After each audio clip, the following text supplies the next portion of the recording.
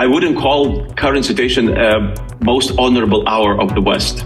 Russians want something in our minds. He frightened us. This is not what they're planning for. They're planning for us politically weak, demotivated, not prepared, underfunded. Do you think it's just a pause and actually the possibility for Russia to regroup and attack again? They intend to continue. The whole concept of the country now that is built on war is to fight war. I think that Europe doesn't feel existential threat. There are still politicians who believe that it's possible to make a deal with Russia. The way that the situation in Ukraine, the war in Ukraine will be solved will determine how the West will look. Hi everyone, my name is Zhenya Melnik and this is United24 Media.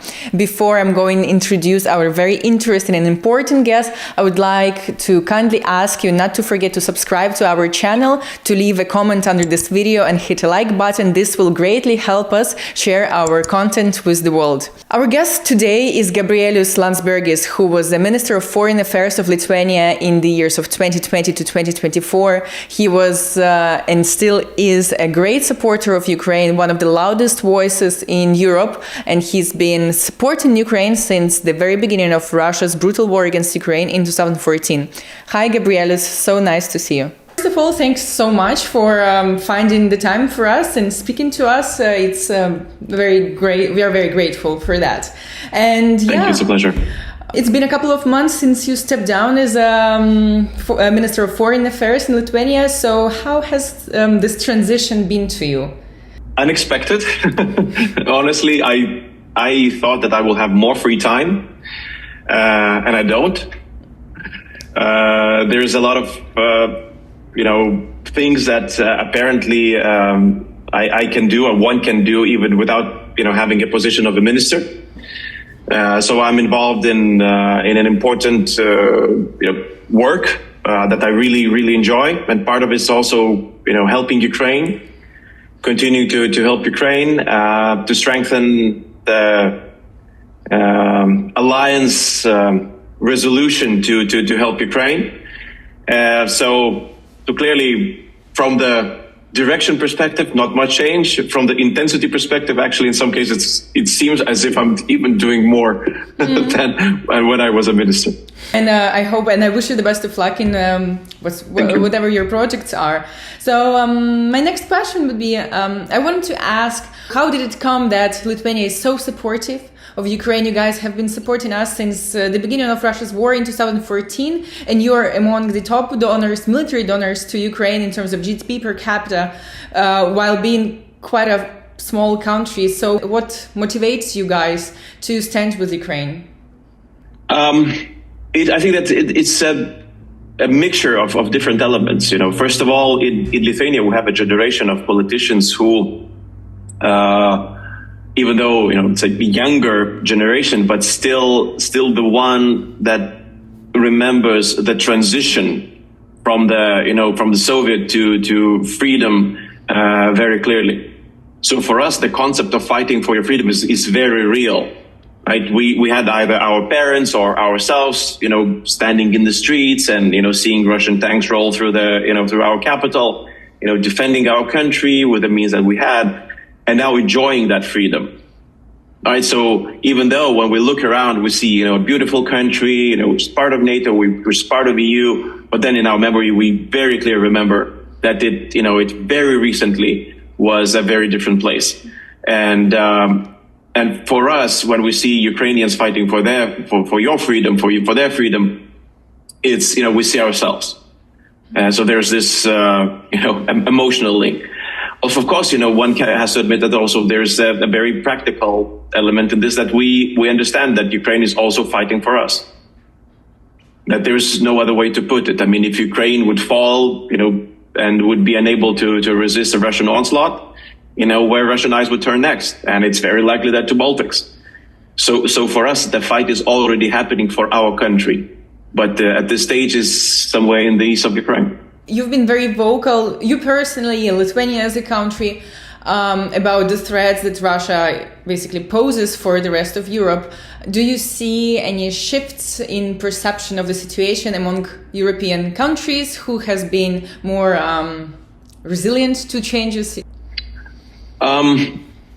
I think that the West is I wouldn't call current situation most honorable hour of the West. I was more hopeful when the war just started, actually, and when I see a real unity in the purpose of Western societies, when we've seen demonstrations, from Washington to Vilnius to Berlin, everywhere, Ukrainian flags everywhere, everyone accepting Ukrainian refugees, figuring out the best way to help. That was the hour of Europe and the West. But then, Russians won something in our minds. He frightened us. He made us feel tired, and more tired than those troops that are fighting in Ukraine in the trenches. And now, there are so many of us who don't think about victory, who just wants this to be over, and they would like to go back to their normal life and, return to, watching reels on Instagram or something like that, rather than thinking about what to do with Ukraine. And this upsets me. This even frustrates me because, it's not over until it's over. We should never have gotten tired before Ukrainians themselves. In my opinion, Ukraine is seen now like some issues that has to be solved. It's not understood, it's not clear anymore that it's an existential fight for us. So what do you think needs to happen to to shift this paradigm again in favor of Ukraine, not Russia? Well, unfortunately, the lesson that countries like mine are learning from the Ukrainian fight is that there's so much depends on what the country itself is willing and able to do. If Ukrainian leadership would have left Ukraine at the beginning of war, when the flight was proposed, I don't think that there would be Ukraine anymore. If Ukrainians would have decided to stop fighting even when the support was, getting lower and not coming in, again, I believe that we would see a very different Ukraine right now. So this is the lesson. And, I've just had a conversation with some Georgian journalists, and they were asking, so, is there anything that we can do so that the West kind of, steps up with support to those protesters in the street? And I said, first, you look inside yourself. I mean, the only advice I can give, seeing what happened in Ukraine, is you fight as if you are the only one fighting for your country. And this is how then you get, how you get support from the West. It is, as I said, not the best hour of the West. I had also an interview with Svetlana Romanko. She's the founder of Razum We Stand NGO. They're advocating the dependence on Russian fossil fuel.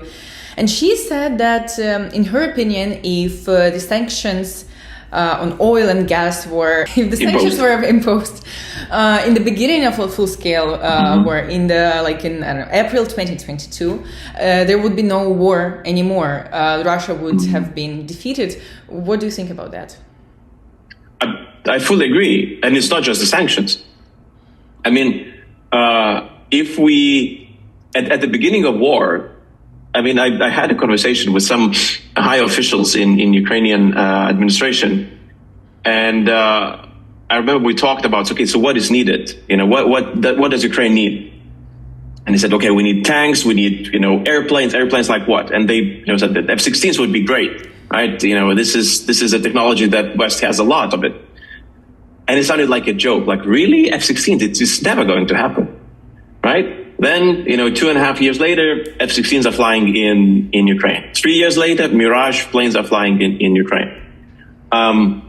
If Ukraine would have been allowed to start training from the very first day, so F-16s would have been there by the end of 2022. If we would have started, talking not about the helmets and some bullets, but about the Leopard tanks, and not in the, in tens, but in hundreds, well, I believe that the war would have been very different. Russia would have had to reconfigure its whole, attack vectors and the way that it treated the war. Unfortunately, we did not do that. And you're right about the sanctions, the same thing, right? There are still so many ways how Russia is avoiding sanctions. For example, as a Russian shadow fleet, I read this interview of yours to Ukrainian Forbes, and you also emphasized that Europe is too slow for sanctioning the tankers. So I don't know, maybe my question is naive, but I will ask, so why is it taking so long? Because Europe is also in danger, especially in terms of Russian shadow fleet tankers, just like the simple sector of other dangers. So what is in the way? I think that Europe doesn't feel existential threat. There are still politicians who believe that it's possible to make a deal with Russia. There are politicians who believe that they don't care as to what would they have to sacrifice for that deal, because they believe that it's not them that they will need to sacrifice. It is easy for a politician to think that, it's just a part of Eastern Ukraine.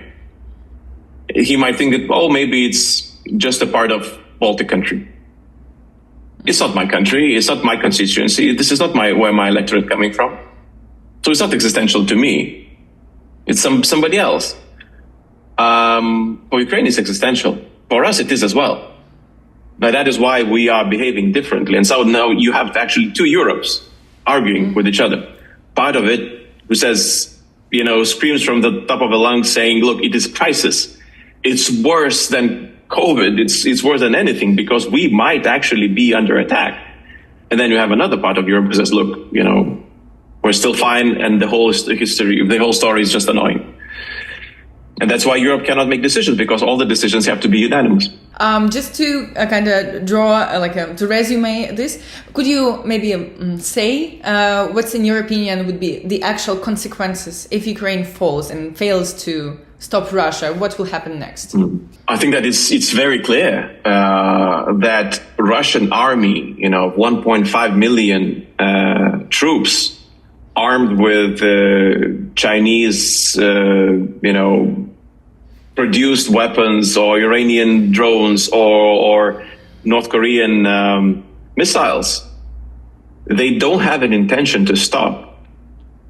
They don't have an intention to go back to a normal life because, they won part of Ukraine. They intend to continue. The whole concept of the country now that is built on war is to fight war. And for Russian, in their mindset, the way that they think, the way that they structure the world, to find new enemies is probably the easiest thing that you can imagine. So everyone's under threat. Moldova is under threat. Romania is under threat. Poland is under threat. Baltics under threat. Norway and Finland under threat. Everybody's under threat. Because for them, Russian borders don't stop anywhere, as they themselves are saying. Do you think they will have really the capacity to move forward? Because there are some, reports that Russia's economy is somehow declining slowly but surely. So, do you think they will still be able to? It is declining. I'm convinced that obviously Russian economy is not in the state that it has been before the war. Sanctions bite, and trying to avoid it, and if you do it successfully, still it adds up. It eats your margins, so to say. Everything is more expensive to do than it would be otherwise. They are betting not.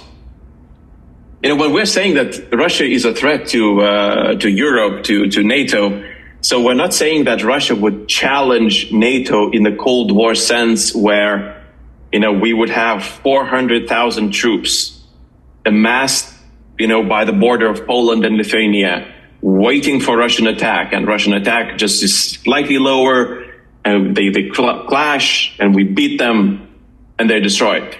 This is not what they're planning for. They're planning for us politically weak, demotivated, not prepared, underfunded, where we are divided attention. There's so many crises in the world. This is what they're expecting, to catch us off guard when we are least prepared, when we're least able to fight. So they will not, they know that their economy is the size of Netherlands. They understand that. But they have 1.5 million troops and we don't. They have drones and rockets and we are building them. And it will take a while because, we're slower. So this is what they're counting. This is where the danger comes from. You're talking a lot about crisis. And yes, there is this understanding that the previous world order that was kind of based on international law and principles of democracy too is at least shaken if it's not over. So what would be your... how would you describe this new world order that we are drifting to in a way? Well, it's very difficult to say. Before January 20th, I might have told you. Now, with the new administration in the US, it's even more difficult to really be sure what will happen. I like the term unpredictability, which means that everything is possible. Imagine the worst scenario, the world falling into a total chaos, and I would say, yeah, it is possible. Imagine the scenario where we approach an era of stability because US exerts its power that it has, stops Russia, deters China, brings stability to Middle East and elsewhere. I would say it is possible as well. It can happen. So, but as the best practitioners say, you have to expect the best, but prepare for the worst. So this is where we have to be now. That's what we live by, here. I will always hear this opinion or statement that the fall of Ukraine would be a fall for Trump. Would you agree with that? And if so, if yes, then why? Yeah, clearly. I mean, he cannot, I don't think that he can allow himself to appear weaker in this situation. And it's interesting because Putin has the same problem. But if you compare US and Russia currently, I mean, it's understandable where the power is. The only question is who is ready to wield it in order to get the best result. I see a scenario where President Trump, in order not to appear weak or lost, he might put the blame on Europe. And we are already seeing signals of that. When he says his national security advisor just yesterday or a couple of days ago mentioned that, we're not planning to be part of Ukrainian security in the future. Europe has to take care of it. So, and again, we know that Europe is not in a real position to secure Ukraine. So if something happens to Ukraine in the future, Trump can say it's Europe's fault. So he did not lose. Europe lost, but in the end, it's it would be a squabble. I think that it's still the loss of West. The way that the situation in Ukraine, the war in Ukraine, will be solved, will determine how the West will look. Many international organizations have been quite successful in analyzing the situation and writing reports and condemning Russia, but they were not so successful in actually stopping Russia or holding Russia accountable somehow. So what needs to change in terms of how mechanisms of global security work? Do you see an actual, way out of this stagnation?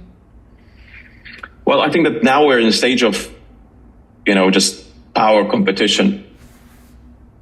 There has to be a price higher than Putin would be ready to pay for his continuation of war. If there is no such price, I don't believe that he would reconsider. Do you understand, for yourself personally, hypothetically, I don't know, what could be that? What is the price? That price? Mm-hmm. Well, I've even, talked about this, that it could be also financial, right? When we are talking about assisting Ukraine. And, you mentioned Lithuania, that yes, we are among the, top donors when it comes to the GDP support. I mean, the part of our GDP, but in real numbers, this is not big. Even the whole Western support, this is not something very big. Take into account the war in Afghanistan. So it's basically $1.3 trillion. Similar amount war in Iraq, $1.5 trillion. So the support to Ukraine is the tiny percentage of everything that has been spent, in those wars. So imagine the West, with the leadership of the United States saying, we will support Ukraine as long as, the war takes, as long as, the victory is achieved. And we'll support it, by, 100 billion every year until 2040. If it's not enough, okay, well, 200 billion. And we can handle that money. That is also the funny thing that, we're saying, oh, it's possible. It is possible. So for Putin, this amount changes calculation. He cannot match it. He would be unable to find this money anywhere, right? And he will understand that there is a steel wall being built in Ukraine with equipment, with drones, with, trained people. And it's getting harder and harder for him to try and approach it. And then he would start to change his mind. Probably, because this is serious. 2040 is a long time. He might not be even alive. I'm not saying, just from natural causes. So spend the rest of your life just trying to breach again Ukraine while it's super, militarized and prepared. I don't think that it's a plan that he would try to test. Do you think that stopping the war, using this term ceasefire, without Ukraine joining NATO or without backing it up with, nuclear weapon, do you think it's just a pause and actually the possibility for Russia to regroup and attack again? How can we avoid it? What shall we do? Ukraine and the West. Well, I think that it's approaching a very similar situation like in 2014. Minsk agreements, in essence, were a ceasefire without security guarantees to Ukraine. So either people have a very short memory or they believe that something, dramatically changed, but it didn't. So we might find ourselves in exactly the same situations where Ukrainians would actually say, look, we've been there in the past. It didn't work the last time. There's no reason why it would work this time.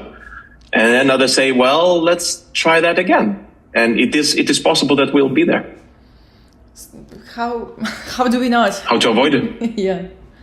The only things that we can do, there are limited things that we can do. And then President Zelensky has been playing his cards right. He's a very skillful leader. He offered a very good deal to President Trump. And I think this is the best deal that Ukraine can offer. It doesn't sound fair. And, I know that, for example, Chancellor Scholz, he's frustrated that, you cannot give your minerals for support. But Chancellor Scholz is not an existential fight. It's an electoral fight. Mm-hmm. Ukraine is an existential fight. That's a very different fight. And when you're in this sort of fight, you have to find ways how to stay alive. So I understand where President Zelensky is coming from. And so diplomatically, we have to convince our partners that still more things need to be done. And continue pushing for that. But then again, also look to what can we do as individual countries, what Ukraine on its own can achieve, because you achieved so much, which is truly unbelievable, technologically, politically, whatever, militarily. And so continue doing that. So let's end on a kind of positive note. How does the Ukrainian victory look like to you? Well, Ukraine, having a party in Crimea with all of its friends, being part of EU and NATO. This is in my heart, that's the real victory. But it might be a while, to have this full victory. I don't want to offer any halfway solutions. Ukraine has won a lot. I think it's proven a lot. But me saying that maybe what is done is already a victory would be offering complacency. And many people in the West would say, this is exactly what we wanted to hear. We cannot, it's enough for us not to do anything. No. We are barely moved from our, initial point. There's a lot that needs to be done still. Thank you again so much for this conversation. Thank you. Really happy that you made it, and hopefully we'll speak sometime in the future as well. Yeah.